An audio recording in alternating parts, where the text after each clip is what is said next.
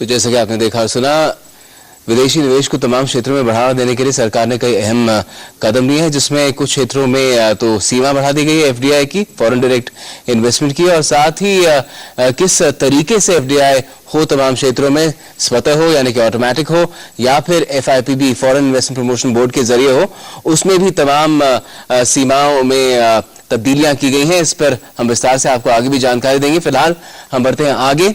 सरकार तेजाब और जहर में कोई फर्क नहीं रखना चाहती। तेजाब की खुलेआम बिक्री की रोकथाम के लिए सरकार ने सुप्रीम कोर्ट में पेशकश की है। उम्मीद है कि इस कदम से एसिड अटैक्स की हैवानियत पर अंकुश लग पाएगा। सरकार के हलफनामे पर 2 दिन बाद अदालत में अगली सुनवाई होगी। एसिड अटैक के मामलों में सुप्रीम कोर्ट के सख्त रवैये के बाद अब सरकार ने नियमों में बदलाव करने का फैसला किया है। 8 साल पहले ऐसे ही एक हमले की शिकार लक्ष्मी की कोशिशों से ऐसे पीड़ितों की आवाज सर्वोच्च न्यायालय तक पहुंचने के बाद सरकार तेजाब की बिक्री के नियंत्रण के लिए नए नियम बना रही है। नए नियमों में केंद्र सरकार ने खुले बाजार में तेजाब की बिक्री रोकने के लिए अब इसे जहर की श्रेणी में रखने का प्रस्ताव दिया है। यानी भविष्य में केवल वही दुकानदार तेजाब बेच सकेंगे जिनके पास इसके लिए लाइसेंस होगा। साथ ही दुकानों से एसिड तभी खरीदा जा सकेगा जब खरीदार के पास फोटो पहचान पत्र हो और उस पर उसका पता भी दर्ज हो। एसिड अटैक की शिकार लक्ष्मी की याचिका पर सुनवाई के बाद पिछले हफ्ते सर्वोच्च न्यायालय ने सरकार से कहा था कि वो खुले बाजार में एसिड की बिक्री रोकने के लिए कदम उठाए, वरना अदालत इसकी बिक्री पर पूरी तरह रोक लगा देगी। साथ ही ऐसे पीड़ितों के लिए ठोस पुनर्वास नीति न होने पर भी कोर्ट ने नाराजगी जाहिर की थी। इस मामले में अब अगली सुनवाई गुरुवार को होनी है। अब अदालत को ये तय करना है कि क्या सरकार के नए नियम एसिड अटैक जैसे वहशियाना जुर्म को रोकने के लिए काफी होंगे। विकास सारथी, डीडी न्यूज, दिल्ली। और इसी से जुड़ा है हमारा आज का बड़ा सवाल, क्या तेजाब को जहर का दर्जा देने से एसिड अटैक्स की घटनाओं में कमी आएगी? और इस पर बातचीत के लिए हमारे साथ जुड़ गए हैं हमारे स्टूडियो में रंजना कुमारी हैं, ये डायरेक्टर है सेंटर फॉर सोशल रिसर्च की, और साथ में रेखा अग्रवाल भी हैं, ये सीनियर एडवोकेट हैं। आप दोनों का बहुत बहुत स्वागत है। रेखा, पहले आपसे जानना चाहूंगा, कानूनी तौर पर किस हद तक अगर ये तब्दीली सुप्रीम कोर्ट मंजूर कर लेता है तो मदद मिलेगी एसिड अटैक्स को रोकने में? देखिए, मुझे तो लगता है कि अगर ऐसा नियंत्रण अगर आ जाता है और जैसे सुप्रीम कोर्ट ने एक बहुत प्रोएक्टिव स्टैंड लिया है इस मामले के ऊपर बढ़ती घटनाओं को देखते हुए, तो अगर कोई चीज जो खुले आम बाजार में अगर मिल जाती है तो लिहाजा ऐसे जो अटैक्स हो रहे हैं और इस तरह की जो घटनाएं हैं बहुत आसानी से हो जाती है, क्योंकि जो चीज आपको आसानी से मिलती है आपको उसको इस्तेमाल करने के अंदर कुछ भी मेहनत नहीं करनी पड़ती, कुछ कोशिश नहीं करनी पड़ती है। पर अगर वो चीज बाजार में मिलेगी ही नहीं इतनी आसानी से और उसके ऊपर अंकुश लगा दिया जाएगा कि जैसे कि आपने अभी बताया भी अपने शो के अंदर कि सुप्रीम कोर्ट ने कहा है कि लाइसेंस जो लाइसेंस अधिकारी होंगे वही विक्रेता जिनके पास लाइसेंस होगा वो इसको बेच पाएंगे, और इसकी जो कैटेगरी है वो जहर के बराबर कर दी, यानी कि वो पॉइजनस सब्सटेंस जो हर जगह नहीं मिलता है। और साथ साथ जो खरीदार है उसकी भी अगर पहचान पत्र रखा जाता है कि वो क्यों खरीद रहा है, उसके ऊपर उसका पता होता है, तो फिर लिहाजा ये चीज के अंदर बहुत कंट्रोल होएगा। अगर आसानी से मिलेगी ही नहीं तो जो लोग इसके ऊपर बहुत आसानी से इसको एक हथियार की तरह इस्तेमाल करते हैं, ये एक ऑलमोस्ट जैसे आर्म्स एक्ट के तहत वेपन्स होते हैं, आप कोई भी जैसे पिस्तौल है या चाकू है उसको इस्तेमाल करते हैं किसी पे कोई तरह का वार करने के लिए, इसी तरह से एसिड का भी जब तेजाब का इस्तेमाल किया जाता है, अगर ये नहीं मिलेगा लेकिन उस तरह का प्रावधान तो कानूनी तौर पर इस तरह के क्राइम के खिलाफ नहीं इस्तेमाल हो सकता है, जैसे कि आपने कहा कि आर्म्स एक्ट लगती है। जी, अभी तक तो जैसे मैंने आपको बताया कि आर्म्स एक्ट के तहत आपको कोई भी आर्म्स रखने हो, जैसे आपको पिस्टल रखनी है आपको एक लाइसेंस चाहिए, पर ये तेजाब जो है, जो मेरा कहने का मतलब ये था कि जैसे आप कोई पिस्तौल रखना चाहते हैं तो आपको उसके लिए लाइसेंस लेना पड़ता है, तभी आप उसको रख सकते हैं कि आप अपनी हिफाजत के लिए रख रहे हैं या क्यों रख रहे हैं। पर आपको तेजाब जो है जिसको आप एक वेपन की तरह, एक हथियार की तरह इस्तेमाल कर रहे हैं, उसके लिए आपको कोई तरह की लाइसेंस की जरूरत नहीं है, और ये उतना ही घातक हो सकता है जैसे कोई पिस्तौल या चाकू हो सकता है या और कोई खतरनाक जो है हथियार हो सकता है।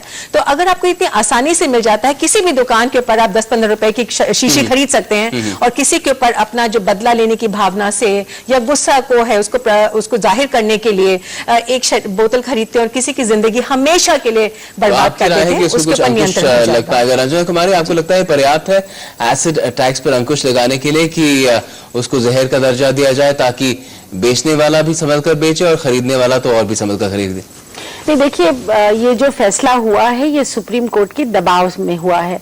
ये फैसला सरकार के पास कितने सालों से महिला संगठनों के जरिए, फैसला तो अभी नहीं है, प्रस्ताव ही है। अभी तो सिर्फ प्रस्ताव है। और साथ साथ में एसिड अटैक, जो एसिड खरीदने वाले लोग हैं, जो वो हैं कुल 18 से लेकर 30 साल के, जो एसिड अटैक के लिए एसिड खरीदते हैं, और ऑफ द शेल्फ जो एसिड अवेलेबल होता है कि आप जाइए और दुकान में आप जाकर के ले लीजिए, तो सिर्फ लाइसेंस करना और जो पहचान पत्र दिखा करके खरीद लेना ही अपने आप में काफी नहीं, क्योंकि जो ये लोग हैं ये एक घिनौनी मानसिकता के शिकार लोग होते हैं जो खरीदते हैं और लड़की की जिंदगी बर्बाद करने के लिए खरीदते हैं। तो निश्चित तौर पर इन खरीदारों पर नियंत्रण करने के लिए जरूरी है।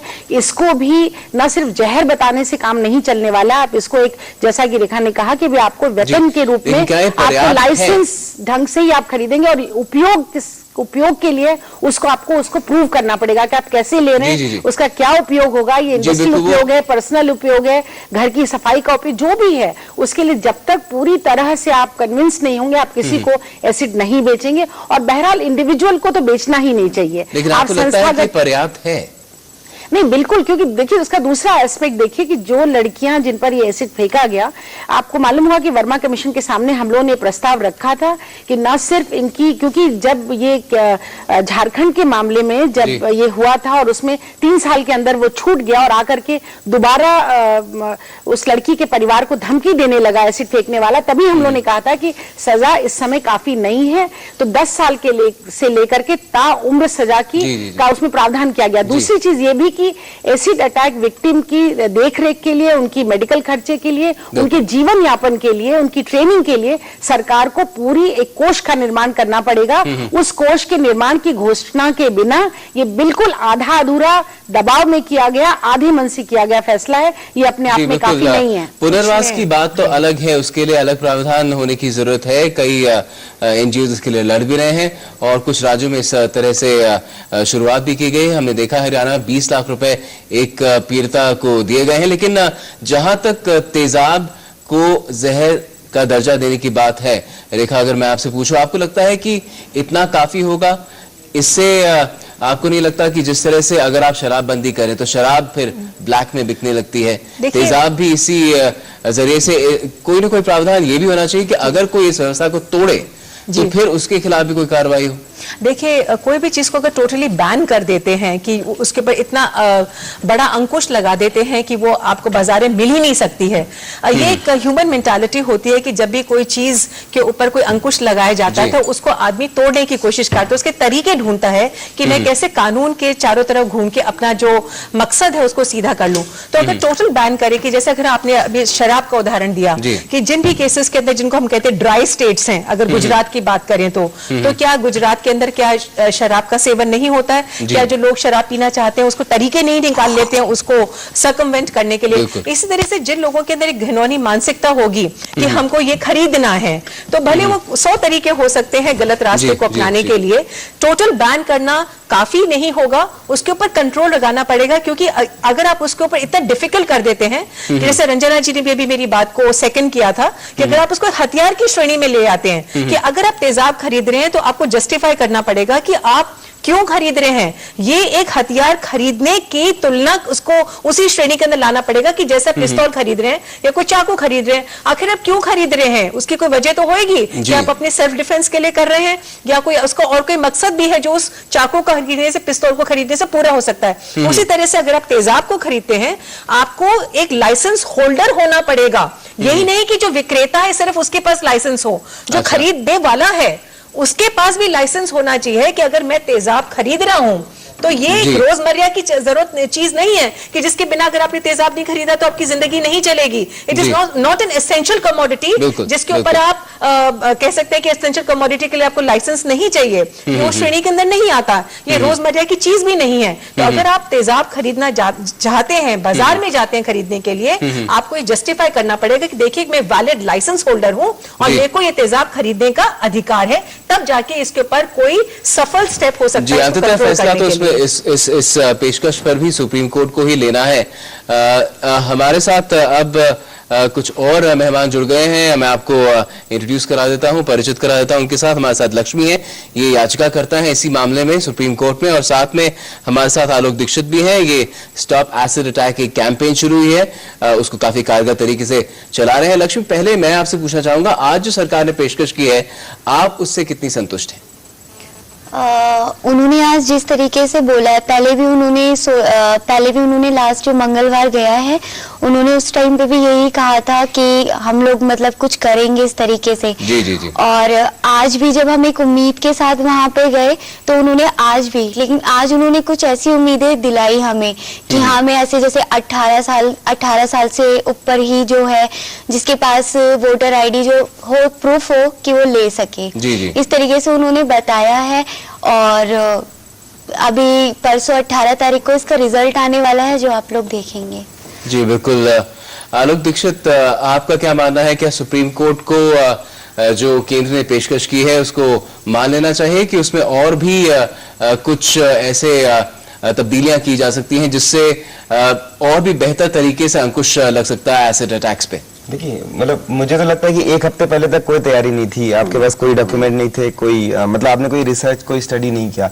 एक हफ्ते के अंदर बहुत ब्रिलियंट तरीके से एक डॉक्यूमेंट आप तैयार कर रहे हैं, और उसमें भी हमें नहीं पता चलता है, हमारे आसपास की जानकारी में नहीं आता है, कोई सर्वाइवर जिससे बात की गई हो, कोई एक्टिविस्ट जिससे बात की गई हो जो इस पे काम कर रहा हो, कोई ऐसा मतलब मुझे लगता है कि ये मतलब एक कमरे के अंदर बैठ के कितना अच्छा ड्राफ्ट बना सकता है, सबसे पहला तो डाउट यहाँ पे आता है। दूसरा, जो बातें सुनने में आ रही हैं जी, लेकिन मामला थोड़ा अर्जेंट सा हो गया था, सुप्रीम कोर्ट ने हाँ, तो सर कैसे हुआ, वही तो बात है कि अब आप इसके पहले भी इसी केस में सर, इसी केस में यही हुआ है। बात है सरकार के लिए कि आप इस तरफ से भी जाएंगे और उस तरफ से भी जाएंगे। अगर आप जल्दी करते हैं तो आपको कहेंगे नहीं सर, इसमें दिक्कत है सर, लेकिन जब काम सिर्फ जब आप इसको इस तरह कर रहे हैं कि सिर्फ आप फॉर्मेलिटी अदा कर रहे हैं, जैसे इसके पहले भी 7 साल यही होता रहा है। So law commission of India की रिपोर्ट आ गई, उसको लगते 2013 तक आ गया खींच करके, वो भी जस्टिस वर्मा कमेटी के बाद आ गया ऐसा हो पाया। तो जो ये सारी चीजें कि फिर अगेन यही होगा कि हम एक ले आएंगे एक ऐसा सिस्टम जो वर्क करेगा ही नहीं, फिर उसको और सही करेंगे और सुधारेंगे, फिर 3-4 साल का टाइम। तो सरकार हमें खुलेआम मतलब हमारा टाइम बर्बाद कर रही है। अदालत को भी पता है, पर अदालत के पास कोई ऑप्शन नहीं है। अदालत ब्लैंकेट बैन नहीं कर सकता, अदालत को भी पता है। तो एक मजबूरी सी है, आज सरकार भी मजबूर है तो अदालत भी मजबूर है कि अदालत कितना डंडा चला सकती है। अदालत की भी एक लिमिट है जिसमें डिबेट भी होती है। तो ये इम्पोर्टेंट। मैं फिर से एक बार लक्ष्मी से पूछना चाहूंगा, लक्ष्मी आप याचिका करता हैं, आपकी क्या पेशकश रहेगी सरकार के इस हलफनामे के जवाब में? क्या बोलूं मैं अभी? क्या कहना चाहेंगे? आपको क्या लगता है कि किस तरह से जो सरकार ने पेशकश की है कि तेजाब को हम जहर बना देंगे, कोई इसे आसानी से खरीद नहीं पाएगा, बेच नहीं पाएगा, ये काफी है कि नाकाफी है और कुछ भी होना चाहिए? पहले इस चीज को तो वो करे, इस चीज के लिए ऑर्डर पास करे। कम से कम ये 7 साल से मैं इस चीज के लिए केस लड़ रही हूँ। अभी इसका रिजल्ट आ जाए, फिर उसके आगे हम देखेंगे कि इसके बाद कितने केसेस बढ़ रहे हैं या रुक रहे हैं। उसके बाद रिजल्ट आने के बाद पता चलेगा कि क्या होगा। हमने जब लास्ट मंगलवार को 9 तारीख को जब उन्होंने ये बात बोली, हमने एक पिटीशन डाली जो कि हमने डाली change.org.stopacid.com में। तो उसके बाद 25,000 हमारे पास लोगों ने हमें सपोर्ट किया। फिर मैं होम मिनिस्ट्री गई कल, फिर उसके बाद उन्हें मैंने दिया। उनके पास इतना भी टाइम नहीं था कि आके वो 2 मिनट हमसे रुक के बात कर सके। उनके गाड़ी के आगे हमें रोकना पड़ा, उन्हें दिखाना पड़ा, फिर उन्हें जाके देना पड़ा। तो तब जाके फिर आज हम लोग गए, आज भी उन्होंने यही चीज बोली है।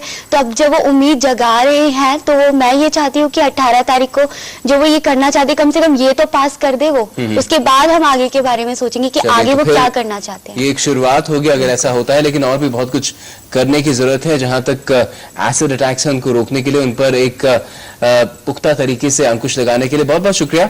आप सब हमारे स्टूडियो में आए और इस बारे में चर्चा की। उम्मीद की करते हैं कि अगले 2 दिन में जब फिर सुनवाई होगी सुप्रीम कोर्ट में तो इसमें और कुछ सकारात्मक निकल कर आएगा। बहुत बहुत शुक्रिया। आगे बढ़ते हैं और बताते हैं आपको कि सुप्रीम कोर्ट में क्या क्या हुआ। वहां पर महाराष्ट्र में राज्य सरकार के तकरीबन 8